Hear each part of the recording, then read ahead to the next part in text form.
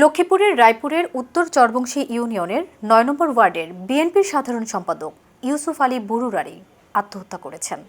মঙ্গলবার ১৭ ফেব্রুয়ারি সকাল ৯টায় পুলিশ তার মরদেহ উদ্ধার করেছে। জানা গেছে, পারিবারিক হতাশা থেকে সোমবার রাতে যে কোনো সময় তিনি এই ভুল সিদ্ধান্ত নেন। এর আগে ইউসুফ আলী ফেসবুকে স্ট্যাটাসে লিখেন, যদি ভুলবশত কারো সাথে অন্যায় অবিচার করে থাকি আমাকে ক্ষমা করে দিবেন। বাবুরহাট এলাকার লোকজন জানিয়েছেন, ব্যক্তিগত ঘটনা নিয়ে ইউসুফের সঙ্গে পরিবারের টানাপোড়েন শুরু হয়। এ নিয়ে পারিবারিকভাবে সালিশ বৈঠকও হয়। এর জের ধরে হতাশা থেকে ইউসুফ সোমবার রাতে প্রাণ দেন।